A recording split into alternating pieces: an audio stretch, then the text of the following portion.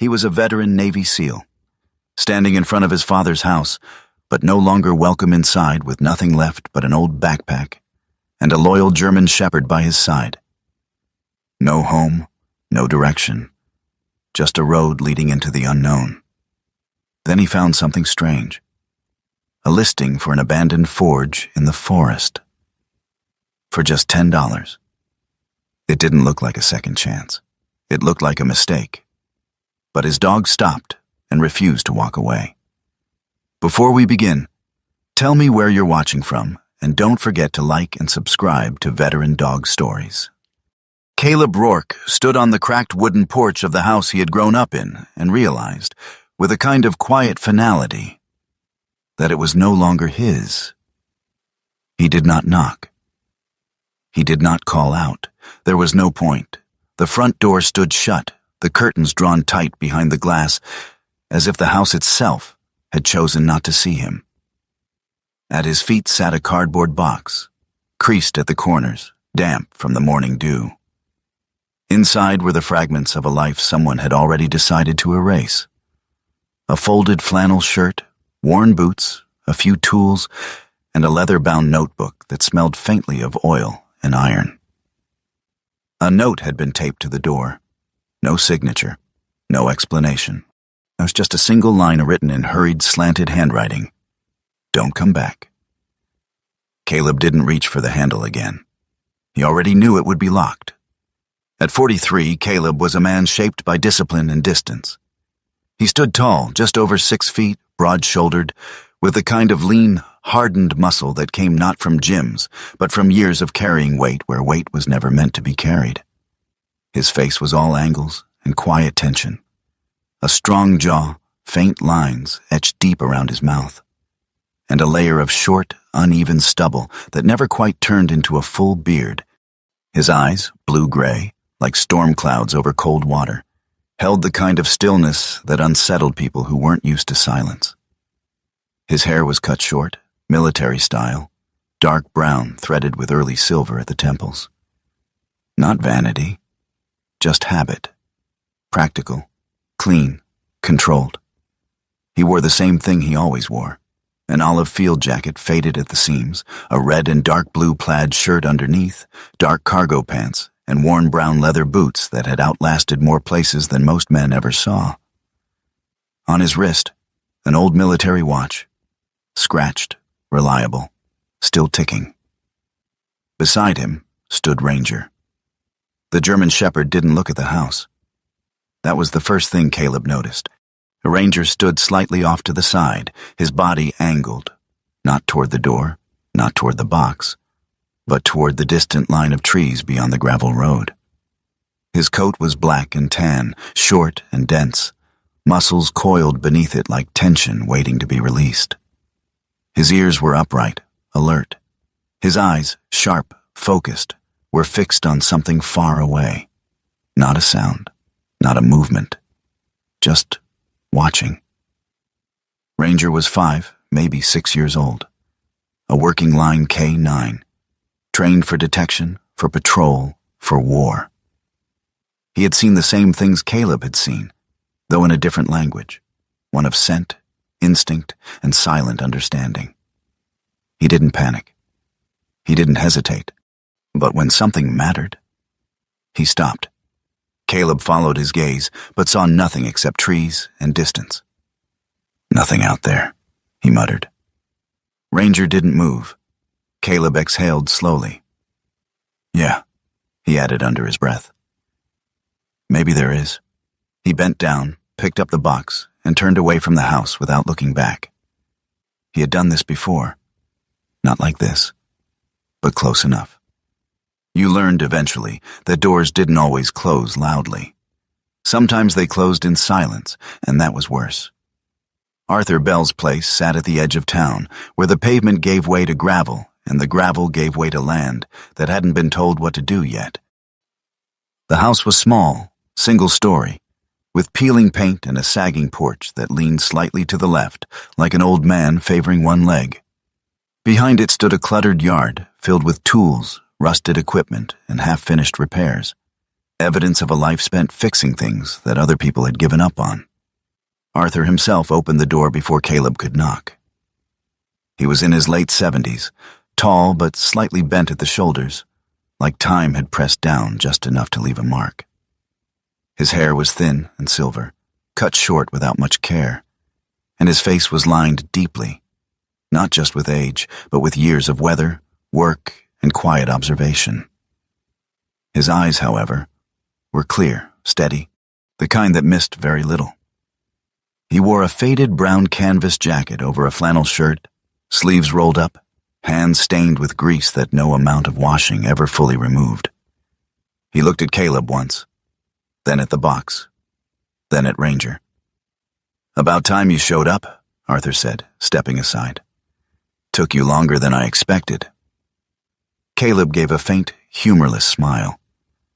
"Was hoping I wouldn't have to." Arthur nodded. "Yeah, that's usually how it goes." He didn't ask questions, didn't need to.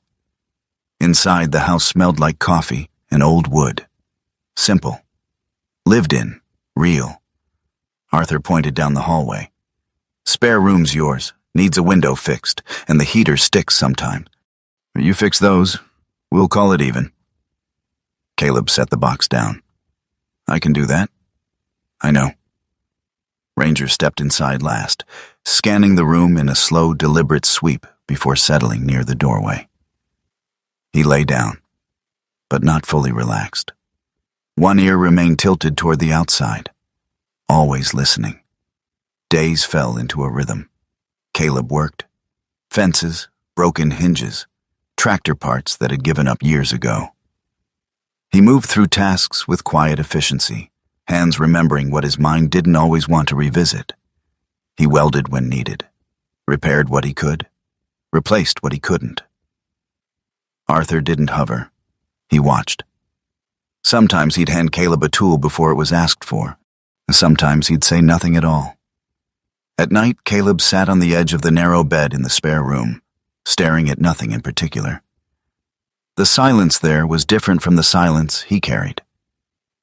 Less heavy. Less haunted.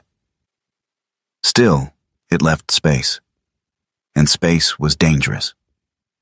Ranger often lay at his feet, head resting on his boots, breathing slow and steady. A grounding presence. A reminder that something in the world still moved forward, one breath at a time. It was late one night when it happened. The house was quiet. Arthur had gone to bed hours ago. The only light came from a small lamp on the nightstand, casting a soft yellow glow across the room. Yet Caleb sat hunched forward, elbows on his knees, staring at the floor. He didn't remember how long he'd been sitting like that. Time didn't always behave the way it was supposed to anymore. Ranger shifted. Not restlessly, deliberately. The dog stood, walked over to the corner where Caleb had placed the box, and nudged it with his nose. Once. Twice. Then, more firmly. Caleb frowned slightly. Not now.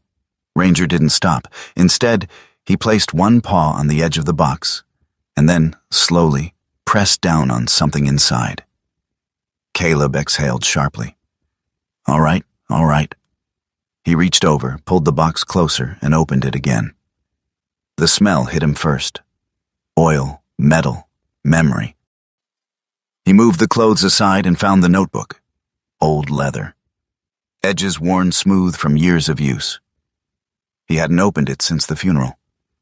Didn't think he needed to. Didn't think he wanted to. Ranger sat beside him, watching. Not the notebook, but Caleb. Waiting. Caleb ran his thumb along the edge of the cover, then opened it.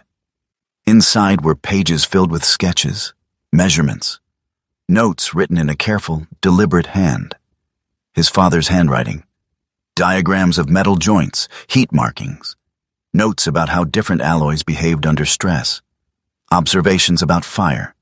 How it changed things, how it revealed weaknesses, how it could make something stronger or destroy it entirely. Caleb turned another page, then another.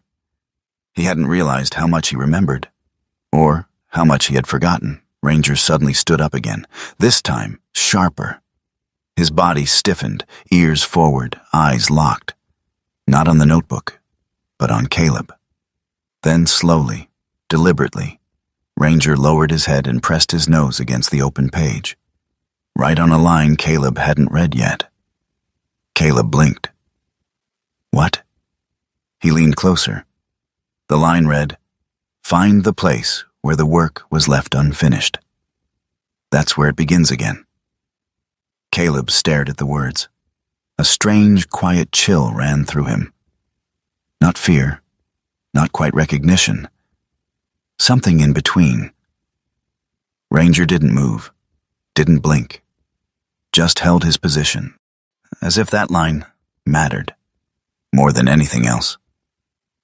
Caleb leaned back slowly. "Yeah," he murmured. "Easy for you to say." But something had shifted, just slightly. He closed the notebook, but didn't put it away. Instead, he reached for the old laptop sitting on the small desk by the wall. It took a moment to boot up. The screen flickered once, then steadied. Caleb hesitated, then typed, "Cheap property, Northern Maine, abandoned results loaded slowly. Most of them useless." Then, one listing caught his eye. It was buried halfway down the page. No images, just text. Abandoned blacksmith shop. Rural forest land. County surplus. Unclaimed. Minimum bid, $10. Caleb stared at the screen. Behind him, Ranger shifted. Just slightly, not excited, not restless, just aware. Caleb leaned back in the chair, eyes still on the listing. A blacksmith shop. He had never worked a forge, but he knew metal. He knew heat. He knew what it meant to take something broken and try to make it hold again. Outside, the wind moved softly through the trees. Inside, the room felt different. Not full. Not empty. Just waiting. Caleb closed the laptop halfway. $10, he muttered. Ranger lay back down, but his eyes didn't close. For the first time in a long while, Caleb didn't feel like he was standing at the end of something. And it felt, quietly, like the beginning of something he didn't understand yet. And somewhere, far beyond the walls of that small house, something else was waiting too. The gravel road ended long before the forest did. Caleb parked Arthur's old pickup beside a rusted signpost that leaned at an angle, its lettering almost erased by years of wind and weather. Beyond it, there was no road, only a narrow path cut through pine and birch, barely wide enough for a man to walk without brushing against branches. He stepped out, boots sinking slightly into the damp earth. The air smelled clean, sharp with resin and cold sunlight. Somewhere deeper in the woods, a stream moved quietly over stone. Ranger jumped down beside him without being told. The German shepherd paused immediately, nose lifting into the air. His body went still. Not tense, not aggressive, but alert in a way that meant he was processing something beyond sight. Caleb adjusted the strap of his pack. That's as far as the truck goes. Ranger didn't respond. He was already looking ahead. The walk took nearly 40 minutes, not because of distance, but because of silence. It was the kind of silence Caleb knew well. Not empty, not peaceful, just aware. Like the forest was watching back, waiting to see what kind of man had come this far. Ranger led most of the way, not pulling, not rushing, just choosing a line through the trees with quiet certainty, his paws landing softly, deliberately. Every few minutes, he would pause, turn his head slightly, and listen. Once, he stopped completely. Ears forward, body angled toward something unseen. Caleb followed his gaze. Nothing, just trees. "Keep moving," Caleb said, low. Ranger hesitated, then obeyed, but not before taking one last look into the deeper woods. The clearing revealed itself slowly. At first it was only a thinning of trees, a break in shadow. Then sunlight opened up in a wide, pale stretch, and the structure stood at the far end, still, patient, as if it had always been there and had no intention of leaving. The forge. It wasn't large, but it was solid, and the walls were darkened wood, weathered to a deep brown that nearly blended with the forest behind it. The roof sloped steeply, missing a few shingles but holding its shape. A tall brick chimney rose from one side, blackened from years of fire that had once burned hot enough to leave marks no rain could wash away. The front door was a sliding barn-style panel on an iron track, slightly crooked, like it had been opened once too many times and never properly fixed. There were no signs of collapse. No signs of recent damage. Just time. Caleb stood at the edge of the clearing, studying it. "This is it," he said quietly. Ranger didn't move forward. Instead, the dog circled wide to the left, keeping distance from the structure. His nose worked constantly, scanning the ground, the air, the wind itself. His tail remained low, not fearful, but cautious. Then he stopped, right in front of the door, 3 feet away, and did nothing. Caleb frowned slightly. "Go on." Ranger didn't. He took 1 step forward, stopped, stepped back, then forward again. A pattern, once, twice, 3 times, the exact same motion. Caleb's expression changed. Not alarmed, not confused, but attentive. "That's not random," he murmured. Ranger's ears flicked at the sound of his voice, but his eyes never left the door. Caleb approached slowly, and each step felt heavier than it should have. Not physically, but something about the space pressed inward, like the clearing held its breath. He reached for the door handle. Cold metal. He hesitated, then pulled. The track protested, a long scraping groan that echoed across the clearing like something waking up unwillingly. Dust shook loose from the top rail, falling in thin streams of gray. The door slid open just enough. Darkness waited inside. Not deep, not endless, but enough. Caleb stepped in first. Ranger followed, but only after a brief pause. Inside, the air was different. Still, dry, heavy with the scent of old iron and burned coal. The space opened into a single room. No walls dividing it. No modern additions, just the raw, functional layout of a place built for one purpose. The forge sat slightly off-center, brick, square, blackened with soot. The fire pot was filled with hardened ash, untouched for decades. A wooden bellows system hung beside it, cracked but intact. The anvil stood nearby, massive, mounted on a thick oak stump. Caleb walked toward it without thinking. He reached out, brushed his hand across the surface, and then, almost instinctively, tapped it lightly with his knuckle. A faint ring echoed through the room. Not loud, but clear.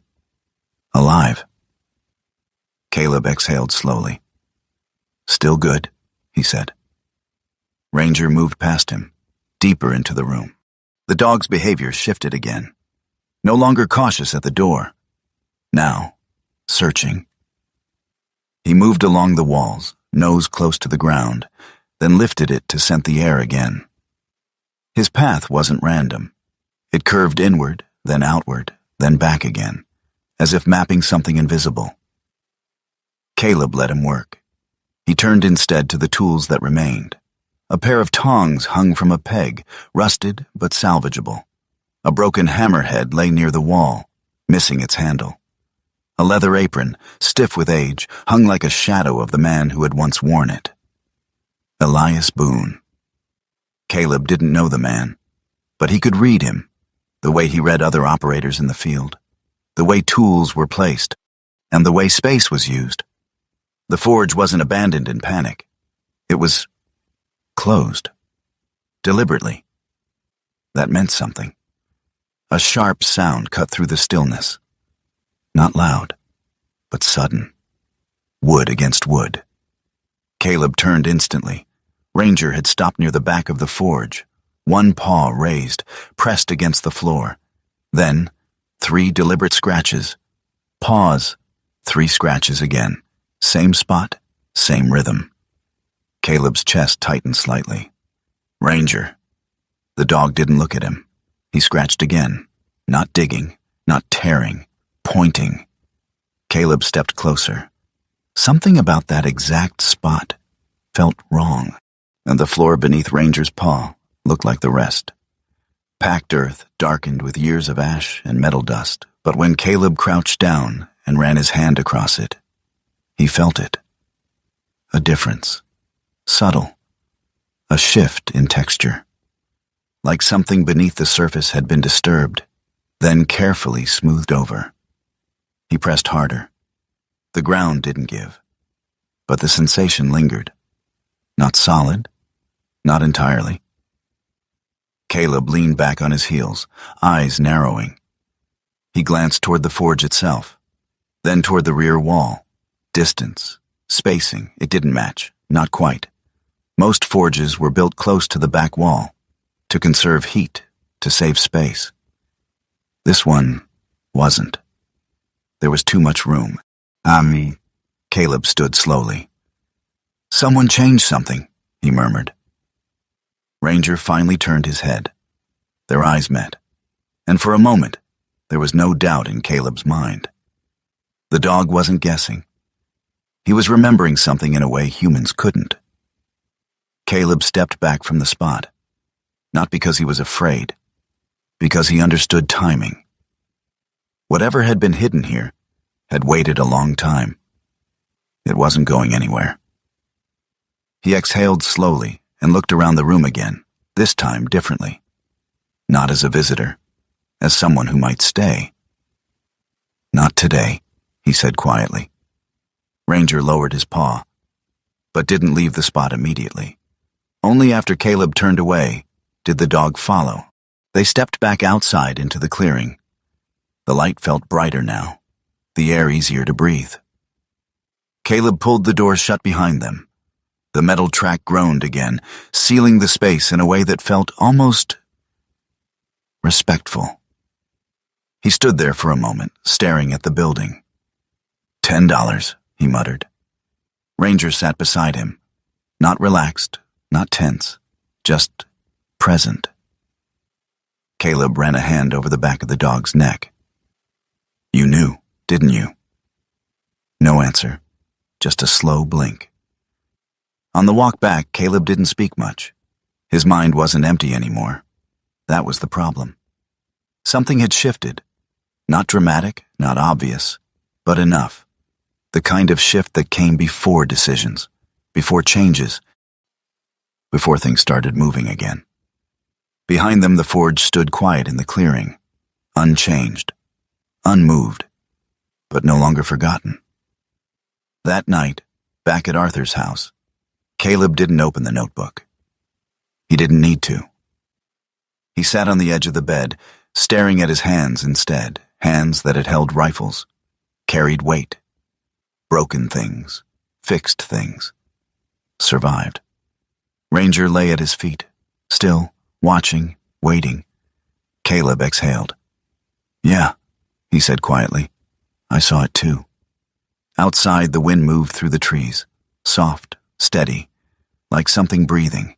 For the first time since he had left the house that was no longer his, Caleb didn't feel lost. He felt unsettled and strangely certain that whatever was buried in that place hadn't been waiting for just anyone.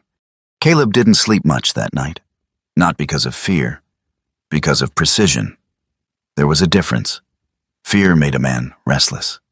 Precision made him still. Too still sometimes. It forced the mind to replay details over and over again, searching for patterns that didn't quite line up. And that forge didn't line up. He lay on the narrow bed in Arthur's spare room, staring at the ceiling, the dim light from the window casting faint shadows across the cracked plaster. Ranger lay on the floor beside him, unmoving, but not asleep.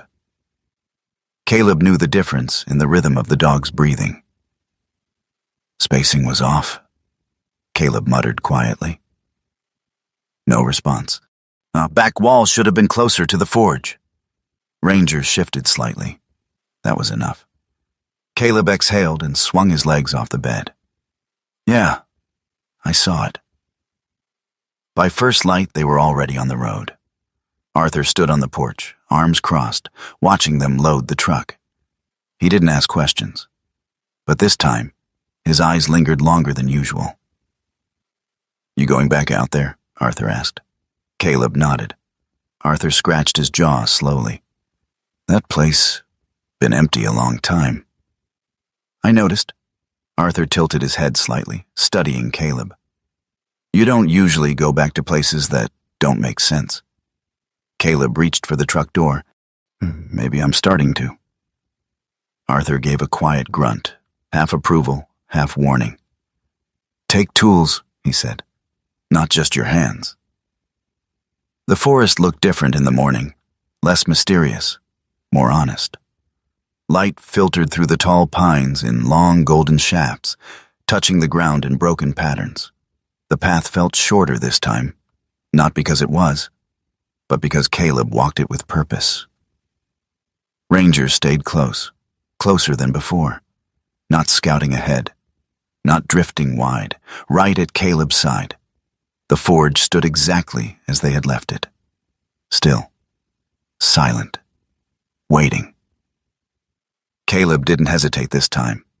He slid the door open fully, the metal track groaning in protest, before settling into place. A dust lifted again, drifting in the air like something disturbed after too long. Inside, nothing had changed. But Caleb had. He walked straight to the back of the forge. No detours, no second guesses. Ranger moved ahead of him and stopped exactly where he had the day before.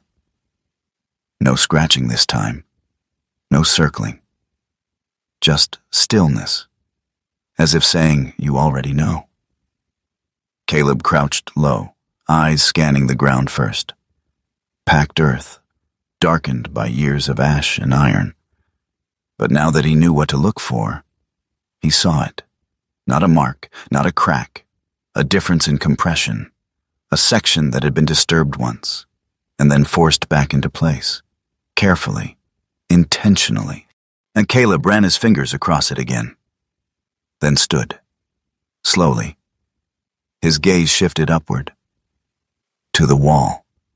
Up close, the wood told a different story. The boards were the same color at a glance, but not under scrutiny. Some had been aged differently, faded unevenly. The grain ran slightly off compared to the others. Caleb pressed one palm flat against the surface. Solid, but not fixed. He moved his hand along the seam and found it. A barely noticeable gap where two boards met the floor. Too clean, too deliberate. He leaned his weight forward and pushed. Nothing. He tried again, harder this time. The wood didn't give. But it didn't resist the way it should have. Caleb stepped back. Hidden, he said quietly. Ranger's ears twitched. Caleb pulled the small pry tool from his pack, something Arthur had insisted he take. The metal edge slid into the narrow seam with just enough resistance to confirm what Caleb already knew. This wasn't decay. This was design. He applied pressure. Slow, controlled. The first sound was almost nothing. A soft shift, like wood remembering it had once moved. Then, a click. Subtle, but unmistakable. Caleb froze, listened. Nothing else followed. No collapse, no crack, just silence. He pushed again. This time the board gave, not much, just enough.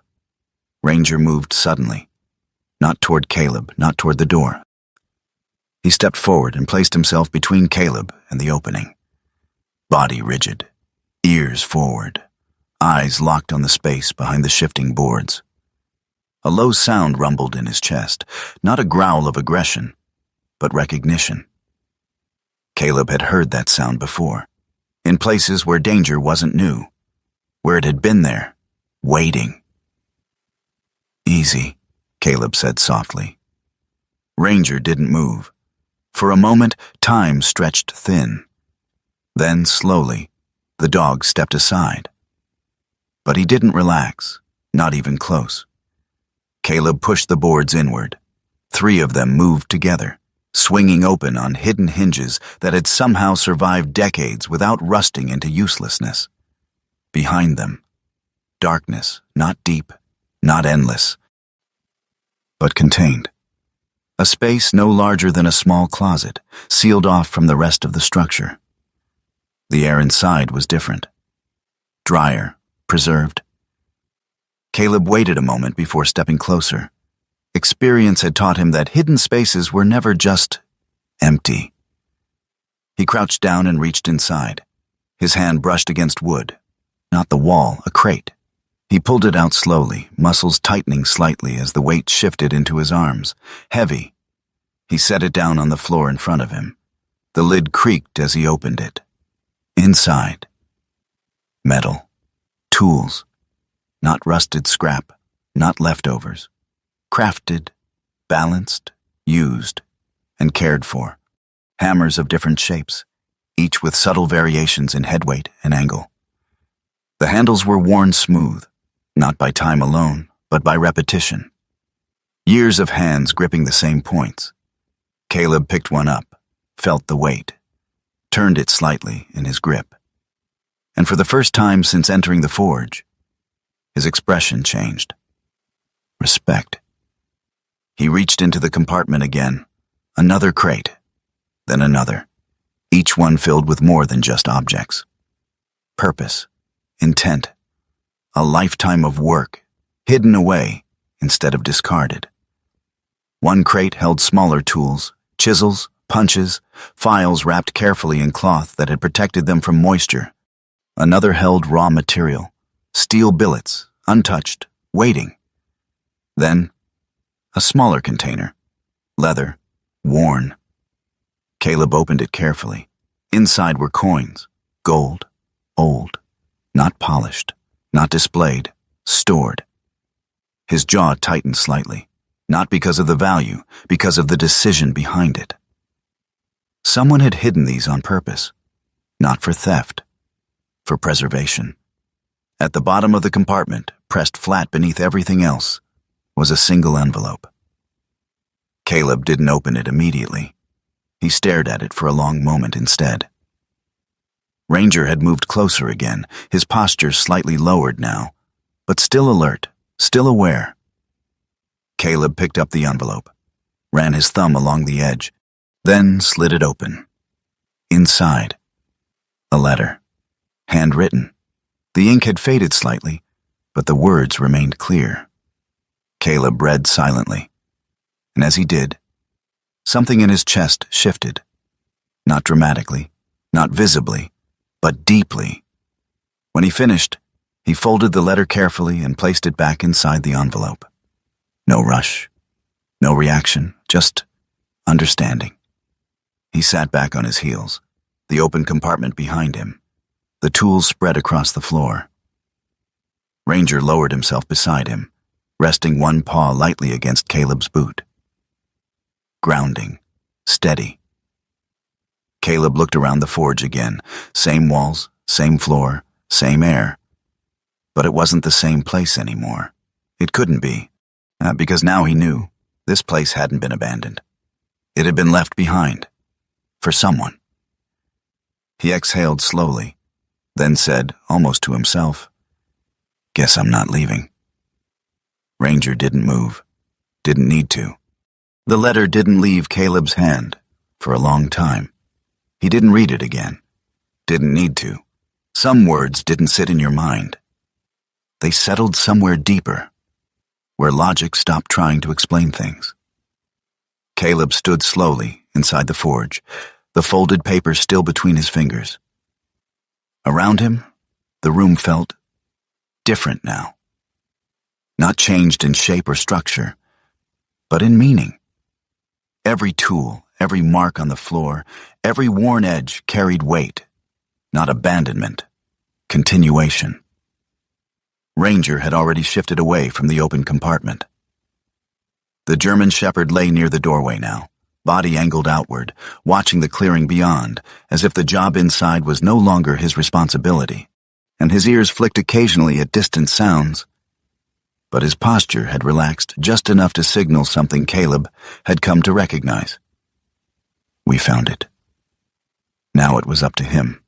Caleb crouched again beside the scattered tools. He picked up one of the hammers, heavier than the others, its head slightly broader, the handle worn smooth, in a way that told a story of repetition, not neglect. He turned it in his hand, balanced. Whoever had made this hadn't guessed. They had learned. Caleb set it down gently and reached for another crate. Inside were notebooks, thick, weathered, bound with twine that had gone stiff with age. He untied one carefully and opened it. The pages were filled edge to edge.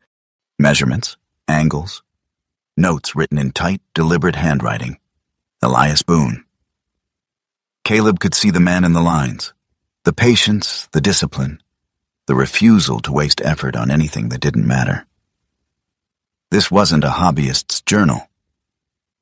This was a working record of a life spent shaping metal into something that lasted. He flipped through slowly. Hooks, hinges, blades, repairs. Nothing extravagant, everything necessary. Outside, the wind picked up slightly, brushing through the trees with a low whisper. It carried into the forge through the open doorway, stirring dust and ash just enough to make the air feel alive again.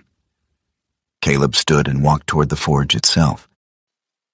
The firepot sat in the center, cold, filled with hardened remnants of coal and ash that had fused together over time. He reached down and brushed the surface with his fingers. Dry, brittle, dead, but not gone. He stepped back, scanning the rest of the setup. The bellows system, old but intact. The flue still open. The chimney darkened, but standing. It would work. Not perfectly, not easily, but it would work. Caleb exhaled slowly. You left it ready, he said under his breath. Not for use, for return. Footsteps sounded behind him. Not Rangers, lighter, careful. Caleb turned instantly, body shifting before thought caught up. A figure stood just outside the doorway. A woman, mid-30s, maybe a few years younger than that. She stood about 5'7", with a lean, practical build that suggested someone used to walking long distances and carrying her own weight. Her hair was chestnut brown, pulled into a low tie at the back of her neck, a few loose strands catching the light. Her skin was fair, but weathered slightly by time spent outdoors, not fragile, but lived in. She wore a moss-green parka, unzipped over a gray sweater, with dark outdoor pants and sturdy boots that had seen real use. A small pack hung from one shoulder. Her eyes were steady, curious, but not intrusive. You're Caleb Rourke, she said. Not a question. Caleb straightened. Depends who's asking. She stepped forward into the doorway, careful not to cross fully inside. Grace Whitaker, she said. Town office. Caleb nodded once. Figured I'd see you again. Grace's gaze moved past him, taking in the forge, the tools laid out on the ground, the open compartment partially hidden behind him. She didn't comment on it, not directly. Word travels, she said. You bought the place. Didn't think you'd come out this fast. Caleb shrugged slightly. Didn't have a reason not to. Grace tilted her head just a fraction, studying him, not skeptically, but thoughtfully. Most people do, she said quietly. Ranger stood now, moving closer to Caleb, but positioning himself slightly forward. Not aggressive, not blocking, just present. Grace noticed. Military? She asked, glancing at the dog. Both of us, Caleb replied.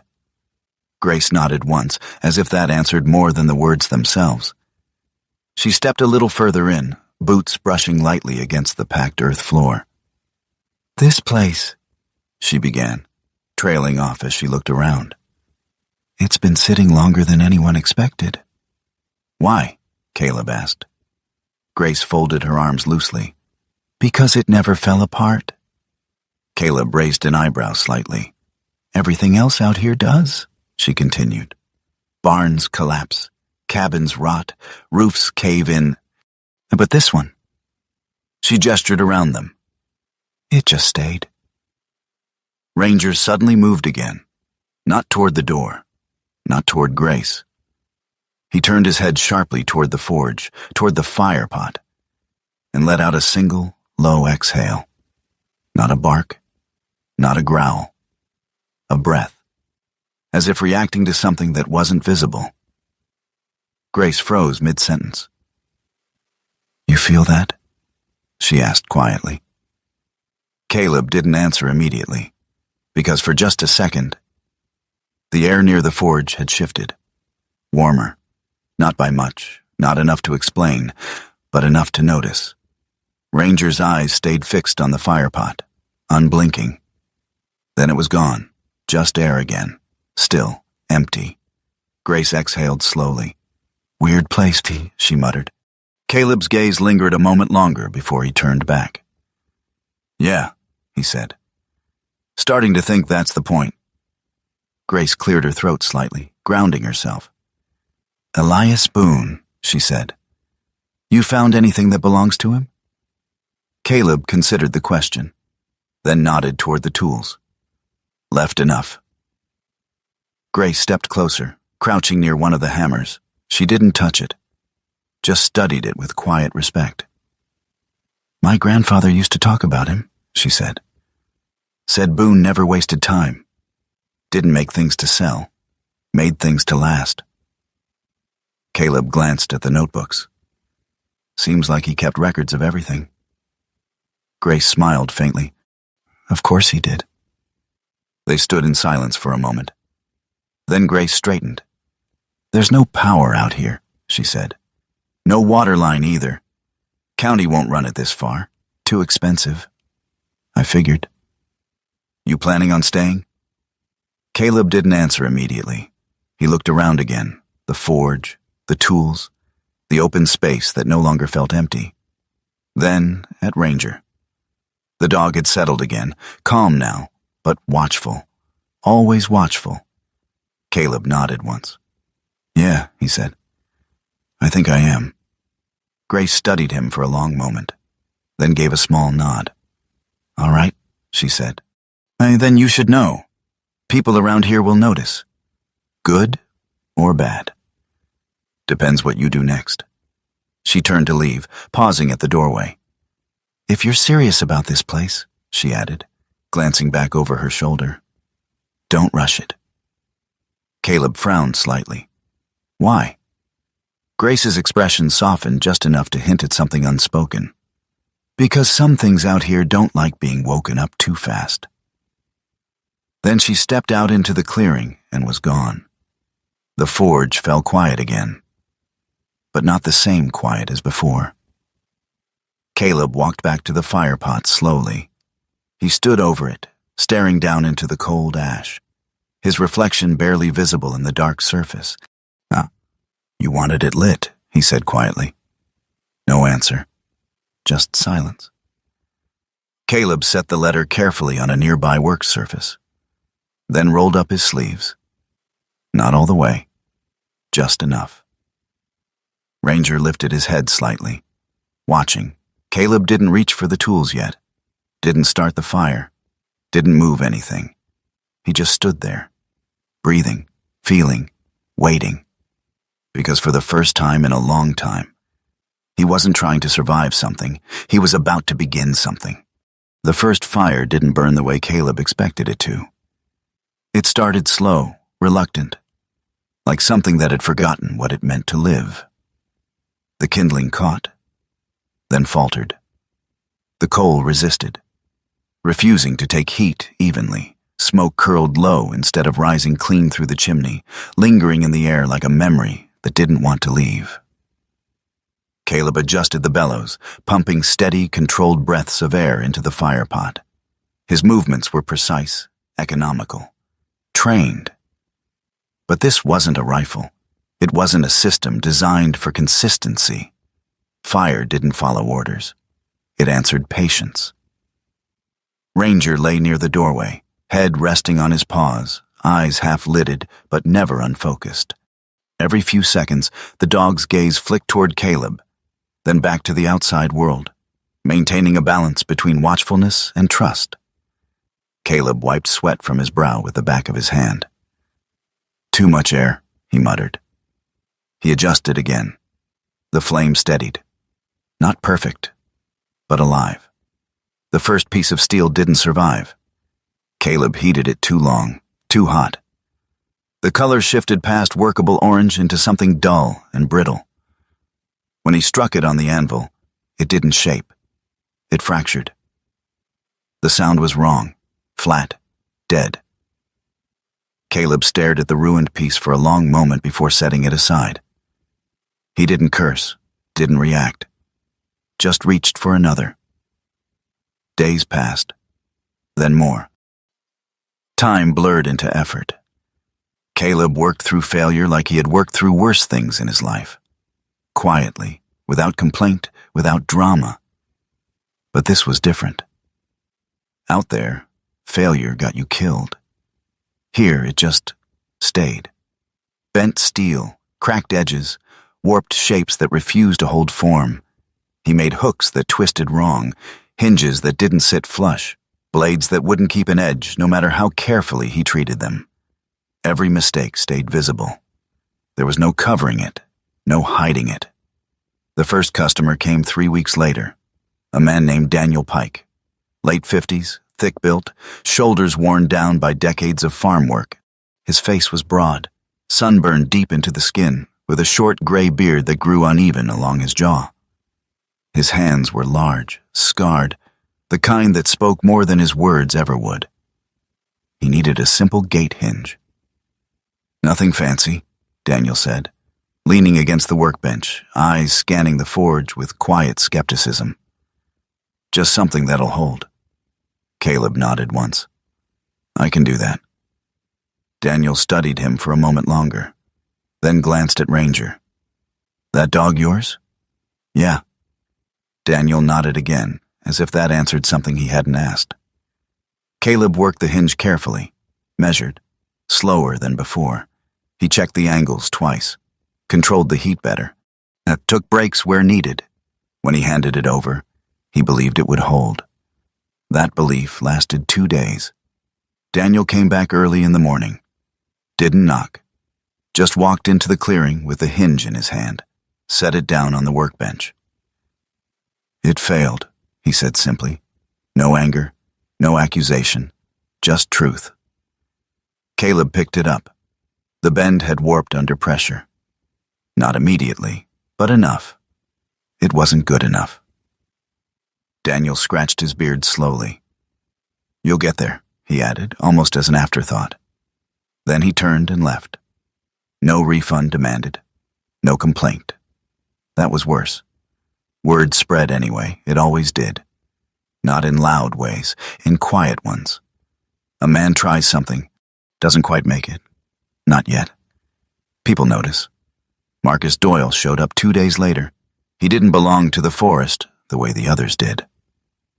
That was obvious the moment he stepped out of his truck. Marcus was in his late 40s, tall, broad, with a controlled kind of strength that came from structure rather than labor. His dark hair was cut clean, precise. His jawline sharp, his expression sharper. No beard, no softness. His clothes were new, or close to it. A dark technical jacket fitted just right. Durable work pants, but factory-made. Boots that hadn't yet learned the ground they walked on. He walked into the forge like he already owned something in it. His eyes moved over everything once, then stopped on Caleb. "So you're the guy," Marcus said. Caleb didn't respond. Marcus smirked faintly. Heard you're trying to bring this place back. Trying, Caleb said. Marcus stepped closer to the anvil, tapping it lightly with one finger. People don't need this anymore, he said. Machines do it faster, cleaner, cheaper. Caleb leaned against the workbench, arms loose at his sides. Maybe, he said. Marcus tilted his head. No maybe about it. His gaze shifted briefly to Ranger. The dog didn't move, didn't react, just watched. Marcus looked back at Caleb. You're wasting time out here. Caleb met his eyes. For a long moment, neither man spoke. Then Caleb said, quietly, then maybe people just forgot. Marcus's smile didn't change, but something in his eyes did. Not respect. Not yet. But interest. That night the forge sat cold. Caleb didn't light it, didn't touch the tools. He sat on the floor, back against the wall, staring at the darkened firepot. I don't think it's me, he said quietly. Ranger lay nearby, still, listening. Caleb exhaled slowly. Maybe I got it wrong. Silence, then.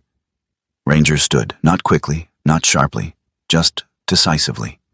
He walked past Caleb, past the tools, and stopped directly in front of the forge. He didn't bark, didn't move, just stood there, looking into the empty fire, waiting. Morning came colder than the day before. Caleb packed his things. Not much to gather. A few tools, clothes, the notebook. He moved through the motions with the same efficiency he had always relied on. No hesitation, no wasted movement. Ranger watched. Didn't interfere. Didn't stop him. Until the last moment. Caleb slung the bag over his shoulder and stepped toward the door. Come on, he said. Ranger didn't move. Caleb stopped, turned. The dog stood where he had been the night before, in front of the forge. Same position, same stillness. But now, his gaze shifted. Not toward Caleb, not outward, into the forge. Deep, focused. Caleb frowned. Ranger. Nothing. Move. Still nothing. The dog's posture didn't change, didn't soften, didn't yield. Caleb let out a slow breath. He had seen this before, in places where turning back meant survival, in moments where hesitation meant everything. Ranger wasn't disobeying. He was deciding. Caleb dropped the bag. It hit the ground with a dull thud. He ran a hand over his face, then looked around the forge again. At the anvil. The tools. The failed pieces stacked in the corner. The space that had already taken something from him and given something back. He shook his head slightly. Yeah, he muttered. You don't quit either. Caleb walked back to the forge. Slowly. Not forced. Not reluctant. Just accepting. He reached for the bellows handle. Paused. Then pulled. Air moved. The firepot stirred. Not alive yet. But not empty anymore. Ranger stepped back. Just enough. Satisfied. Caleb crouched down, placing kindling carefully, building the fire again, this time with less urgency, more attention. He didn't rush it, didn't force it. He let it take. Slowly, patiently. The flame caught, held, grew. Caleb leaned back slightly, watching it. Not smiling, not proud, just present. All right, he said quietly. Let's try again. Caleb didn't rush the fire anymore. That was the first thing that changed. He learned to wait. Not because he wanted to, but because the forge demanded it. Steel didn't care about urgency. It didn't bend faster because a man needed it to. It didn't forgive impatience. It simply responded. Or it didn't. The mornings came early. Colder now, the kind of cold that crept in through seams and settled into bone. Caleb would wake before the sun broke through the tree line, his breath visible in the dim light of the forge as he moved through the same quiet routine. Clear the fire pot. Check the bellows. Lay the kindling. Build the fire. No wasted motion. No hesitation. And Ranger would already be awake by then, sitting just outside the doorway, watching the horizon shift from gray to pale gold. His body remained still, but his awareness never dimmed. Every sound in the forest passed through him first. Footsteps, wind, distant engines. And if something didn't belong, he would know before Caleb ever had to ask. The first success didn't look like much. It was a hook. Simple. Curved wrong the first 3 times. Snapped on the 4th. Warped on the 5th. But on the 6th... It held. The curve settled naturally, the metal cooling without tension fractures, the shape clean and balanced. Not perfect, but right. And Caleb held it in his hand for a long moment, turning it slightly, feeling the weight settle into place. "Yeah," he said quietly. Ranger didn't react, but his tail shifted once against the ground. Work filled the gaps that failure used to occupy. Not just forge work, survival work. Caleb repaired fences for a farmer 2 miles down the road, rewelded cracked tractor joints, cut and stacked firewood for an elderly couple who paid him in cash and canned food. Each job added something small. Money, trust, time. He didn't speak much, didn't need to. People in that part of the world didn't measure a man by what he said. They measured him by what stayed fixed after he left. And one afternoon, a new visitor arrived. Not a customer. Not exactly. Her name was Lila Mercer. She came on foot, walking up the clearing with a steady, unhurried stride. She looked to be in her mid-30s, tall and composed, her posture straight without being rigid. Her dark coat, charcoal gray, tailored but practical, hung just below her knees, brushing lightly against her boots as she walked. Her hair was dark brown, pulled back loosely, a few strands escaping around her face, softening the otherwise sharp lines of her features. Her eyes were observant, not curious in a casual way, but deliberate, like she was used to understanding things before speaking about them. Ranger noticed her before Caleb did. The dog stood, moving forward just enough to intercept her path without blocking it completely. Lila stopped a few feet away, didn't step back, didn't reach out. She simply looked at Ranger and said calmly, "You decide who comes in, don't you?" Ranger didn't move, but he didn't object either. That was enough. Caleb stepped out from the forge. "Can I help you?" he asked. Lila shifted her attention to him, giving a small nod. "I've heard about the forge," she said, "and the man trying to bring it back." Caleb wiped his hands on a cloth, expression unreadable. Still trying." Lila's gaze moved past him briefly, taking in the anvil, the tools, the workbench. "Good," she said. "That's usually how it starts." She explained her reason for coming. A property she managed, a small woodland retreat farther north, had an old iron sign at its entrance. It had fallen, bent beyond simple repair. "I could replace it," she said. "Order something new, clean, perfect." She paused, then added, "But that wouldn't be the same." Caleb studied her for a moment, then nodded once. "Bring it," he said. That evening, as the light faded and the forest settled into its quieter rhythms, Caleb worked alone. Ranger had taken his usual place by the doorway, half-shadowed, watching both inside and out. The piece Lila had described wasn't here yet. So Caleb worked on something else. A hinge. Simple. Controlled. He heated the steel carefully, watching the color, not forcing it, not pushing it past the point of return. When it reached the right shade, deep orange, just before the edge of yellow, he pulled it from the fire and set it on the anvil. The hammer came down. Once. Twice.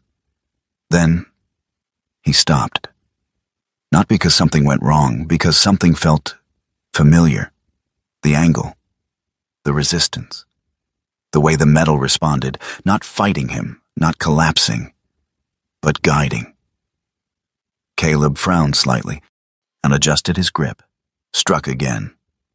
And for a brief moment, it felt like he wasn't the one deciding the shape, like the movement already existed, and he was just following it. Ranger lifted his head, watching, not the steel, not the fire. Caleb. The feeling passed, quick, uncertain. Caleb stepped back, exhaling slowly. "Just focus," he muttered. But the hinge in his hand was the cleanest piece he had made yet. Days turned into weeks. The work improved. Not suddenly, not dramatically, but steadily. The kind of improvement that didn't announce itself, but stayed. Daniel Pike returned. This time he didn't bring a complaint. He brought another order. "Gates holding," he said simply. "Need a second one." Caleb nodded. No words exchanged. None needed. Marcus Doyle came back too. He didn't step inside the forge this time, just stood at the edge of the clearing, arms crossed, watching. His expression hadn't softened. But it had changed. Less certainty, more calculation. Caleb didn't acknowledge him, not directly. He just kept working. That was answer enough. Grace arrived one morning with a project. A wooden sign from the edge of a forest preserve, its iron brackets rusted, its supports broken. "We're restoring the trail entrance," she said. "Figured if this place is coming back." She gestured lightly to the forge. Might as well do it right." Caleb ran his hand over the rusted iron. Old work, good work, worth saving. "I'll take it," he said. Arthur returned later that week. He didn't call ahead, didn't announce himself, just drove up in his old truck, engine rattling slightly as it idled in the clearing. He stepped out slower than before, his movements more deliberate, but his eyes just as sharp. In his hands, he carried a wooden box. Small, worn. He walked straight into the forge and set it on the workbench without a word. Caleb looked at him. Arthur nodded once. "Found it in storage," he said. Caleb opened the box. Inside was a hammer, different from the others. Older, and the handle had been replaced more than once. The head bore marks not just of use, but of years of use. Caleb's jaw tightened slightly. "My father's," he said. Arthur shrugged lightly. "Figured you might want it back." For a moment, Caleb didn't speak, didn't move. He just stood there, looking at the hammer, at the worn grip where someone else's hand had once held it the same way. Then he picked it up, tested the weight. Familiar. Not because he remembered using it, because he remembered watching it being used. 3 hammers now hung on the wall, Elias's, Caleb's, and his father's. 3 different lives, same work, same place. That night, Caleb stood alone in the forge again, and the fire burned steady. The tools hung where they belonged. The workbench held pieces that no longer needed to be discarded. Ranger lay near the door, eyes half closed, but present as always. Caleb rested the hammer lightly against the anvil. Not striking, just placing it there. He looked around the space. Not empty anymore. Not waiting. Working. He exhaled slowly, then said almost to himself, "Yeah." A pause. Then, "I get it now." The forge cooled slowly that evening. Not in a rush, not with a sudden loss of heat, but in a steady retreat, like breath leaving a body that had learned to live again. The last embers pulsed faintly inside the firepot. A deep orange fading toward gray, the heat still present but no longer demanding attention. Caleb sat on a low stool across from it, forearms resting on his knees, hands loosely clasped together. Ranger lay beside him. Not asleep, never quite asleep. The German shepherd's body stretched comfortably along the packed earth floor, but his head remained lifted slightly, ears angled just enough to catch anything that might shift in the world beyond the walls. and his breathing was slow and even, steady as a metronome marking time. Outside, the forest had settled. No wind, no movement. Just the quiet presence of trees that had been there long before either of them, and would remain long after. The forge behind Caleb wasn't empty anymore. It had become something else. Not just a place to work, a place to continue. On the wall, 3 tools hung where the light from the small oil lamp caught them just enough to define their shapes. Elias Boone's hammer, broad-headed, worn smooth by a lifetime of repetition. Caleb's own working tools, newer, but already bearing the marks of use, of mistakes corrected and lessons learned.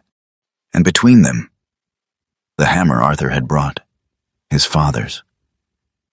The handle carried the imprint of another man's grip, another life's rhythm, now intersecting with his own. 3 different hands, 3 different times. Same work, same place. Caleb reached forward and picked up the final piece he had been working on that day. It was simple, intentionally so. A wall hook, nothing more than curved steel shaped to hold weight without complaint. But this one was different. Not in size, not in function, in meaning. He had taken his time with it, heated it evenly, worked the curve slowly, allowing the metal to guide rather than resist. The edges were clean, the structure balanced, thus it didn't bend under pressure, didn't twist out of alignment. It held. Caleb turned it slightly in his hand. The surface wasn't polished smooth. It didn't need to be. But it carried the marks of deliberate strikes, each one placed with purpose. Near the base, just before the mounting point, he had etched something small, a symbol, minimal, clean, a simple line forming the outline of a K9 insignia, not decorative, recognizable, to those who knew. Footsteps approached from outside, light, measured. Caleb didn't turn immediately. He already knew who it was.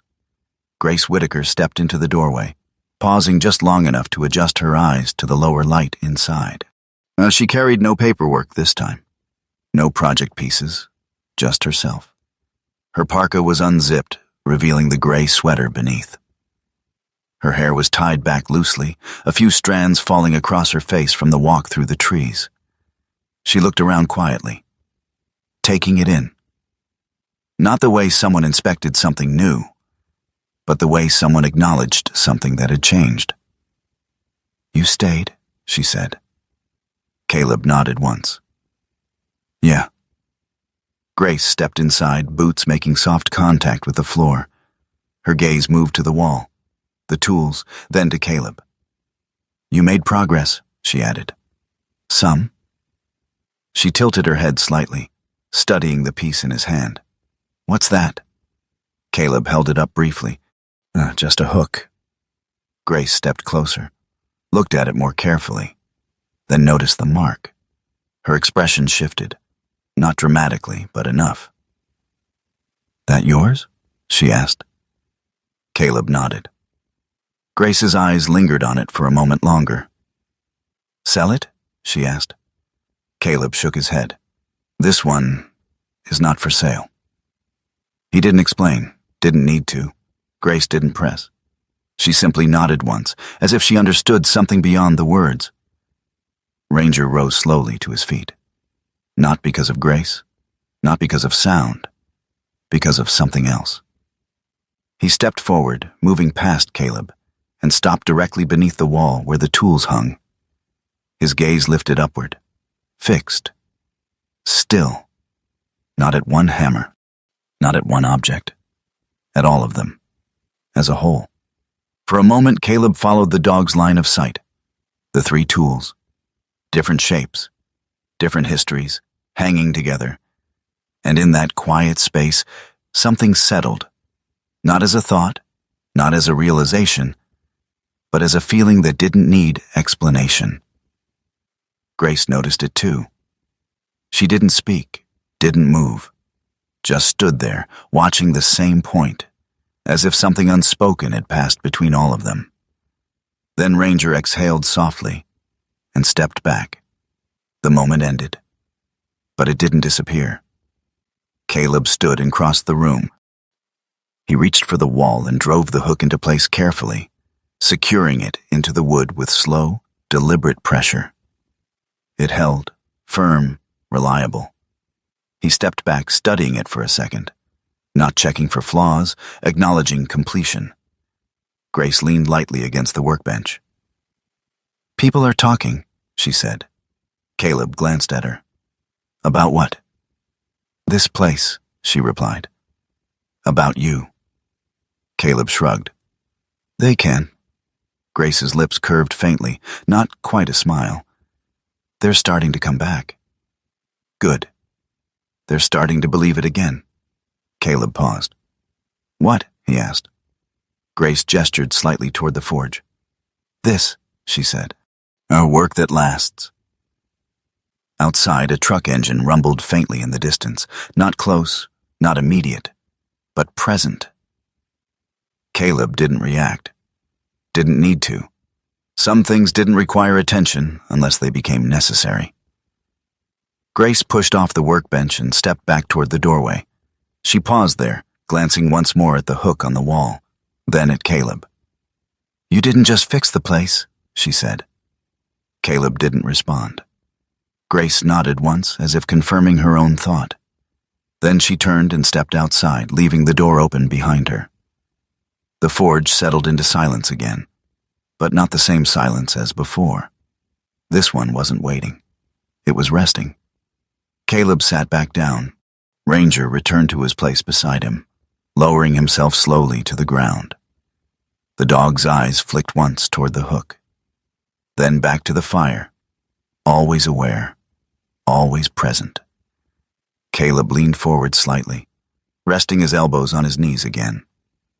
For a long time he said nothing, did nothing, just listened, to the faint crackle of cooling ash, to the quiet breathing of the dog beside him, to the absence of something that used to fill his head, and no longer did.